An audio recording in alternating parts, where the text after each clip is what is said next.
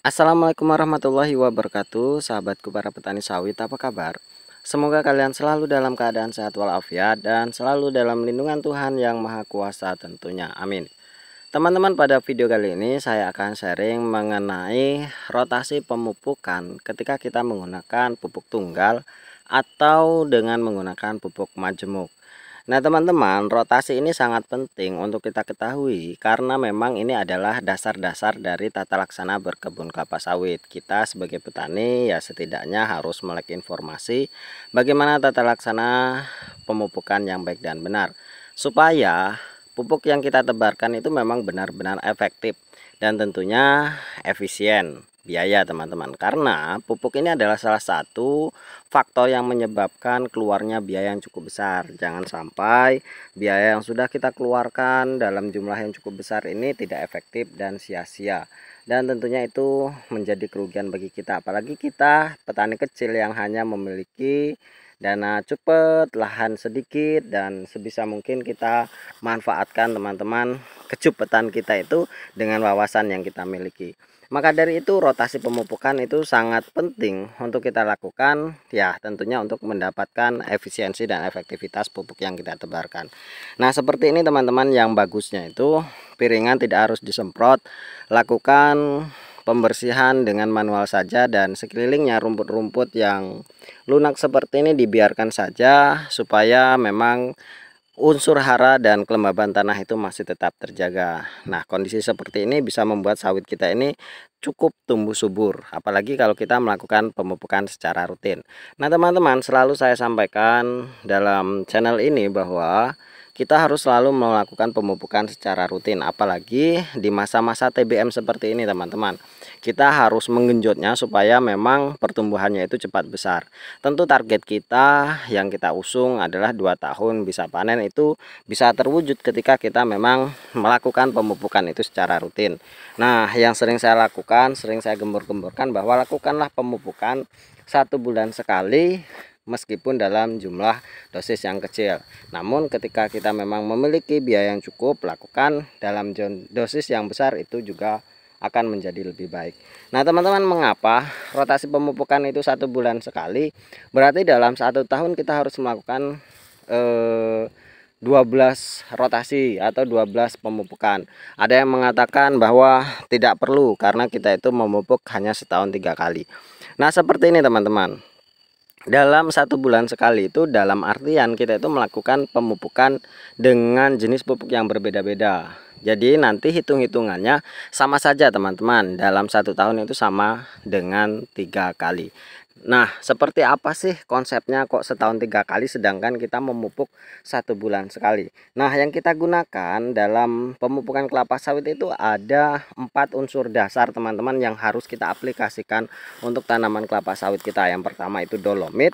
Dolomit adalah unsur magnesium, apa namanya, yang mengandung magnesium, kemudian nitrogen dalam urea, kemudian fosfat dalam TSP ataupun RP, dan yang terakhir adalah kalium atau KCl. Itu teman-teman yang harus kita berikan. Dan ada satu lagi, yaitu unsur pupuk mikro seperti boron dan lain sebagainya, itu bisa kita berikan dalam rotasi 1 tahun sekali saja teman-teman, dan dengan dosis yang lumayan cukup kecil. Nah kok bisa 1 bulan sekali jadi menjadi 1 tahun 3 kali? Bagaimana hitung-hitungannya? Jadi seperti ini teman-teman, mengapa saya ambil itu rotasinya 1 bulan sekali? Karena yang pertama kita akan mudah mengingat waktu pemupukan. Karena seperti ini teman-teman, banyak sekali orang-orang itu yang ingat memanen tapi lupa memupuk, apalagi kalau masih masa TBM seperti ini, terkadang kita itu lupa sampai 3 bulan sampai 4 bulan itu lupa memupuk, dan akhirnya apa, sawit kita ya terbengkalai, target yang ingin kita capai akhirnya tidak tercapai. Jadi teman-teman, mumpung masih TBM ini, genjot pupuk setiap bulan sekali.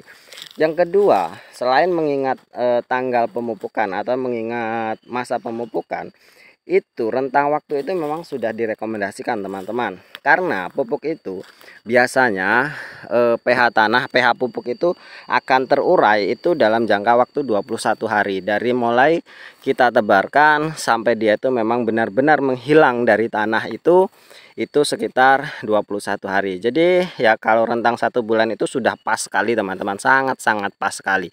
Dan dari dua alasan itu maka saya ambil 1 bulan sekali supaya kita itu memang mudah menghitungnya. Misalkan setiap tanggal 15, kalau saya lakukan pemupukan setiap tanggal 15 sekali.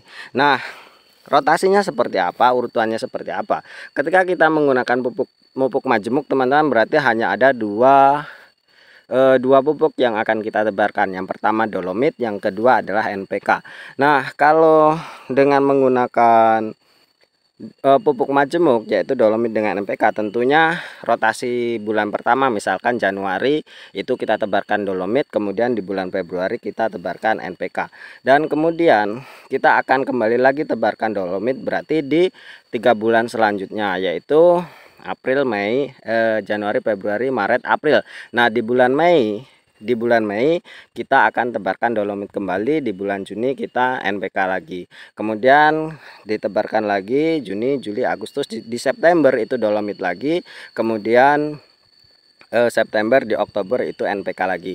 Berarti 1 tahun 3 kali rotasi teman-teman per setiap jenis pupuknya. Lalu ketika pupuk tunggal, karena pupuk tunggal ini 4 jenis, berarti 4 bulan sekali kita ganti rotasi teman-teman. Misalkan seperti ini, di Januari kita dolomit, kemudian di Februari kita itu RP, kemudian di Maret itu urea, dan di Maret April itu adalah KCL, seperti itu teman-teman. Kemudian balik di Mei lagi kita dolomit lagi, Mei, Juni RP lagi, Mei, Juni, Juli itu urea lagi, dan Agustus itu KCL. September balik lagi di dolomit, Oktober balik lagi di RP, kemudian urea di November dan Desember itu kita ketemu dengan KCL lagi. Jadi untuk dolomitnya setahun 3 kali teman-teman, Januari, Mei dengan September itu hitungannya. Kemudian RP-nya juga Februari, kemudian ketemu di Juni dan di Oktober.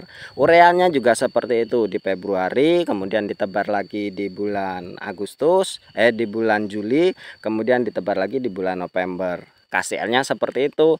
Pertama kita tebarkan bulan April, ditebar lagi di bulan Agustus, ditebar lagi di bulan Desember. Jadi sama saja teman-teman, setahun 3 kali. Namun dengan artian kita menggunakan pupuk tunggal berarti kita harus menebarkannya per 1 bulan sekali dengan jenis pupuk yang berbeda-beda. Nah, itulah teman-teman, mungkin bisa bermanfaat bagi teman-teman. Ya, saran saya sih mumpung masih TBM seperti ini, genjot teman, genjot. Meskipun dalam jumlah dosis yang kecil, walaupun 1 sendok per batang, 1 sendok per batang atau 2 sendok, tentu pertumbuhannya itu akan sangat-sangat signifikan ketika memang kita benar-benar merawatnya, memupuknya 1 bulan sekali dibandingkan kita melakukan pemupukan 6 bulan sekali, atau bahkan 1 tahun sekali, atau bahkan tidak dilakukan pemupukan sama sekali. Itu pasti akan sangat-sangat memperlambat laju pertumbuhannya. Nah, nanti kalau sudah lambat teman-teman, ya panen kita akan terlambat, tentu buahnya juga tidak akan sebesar dengan sawit-sawit yang memang dilakukan perawatan dengan baik. Mungkin hanya ini teman-teman, terima kasih atas perhatiannya. Wassalamualaikum warahmatullahi wabarakatuh.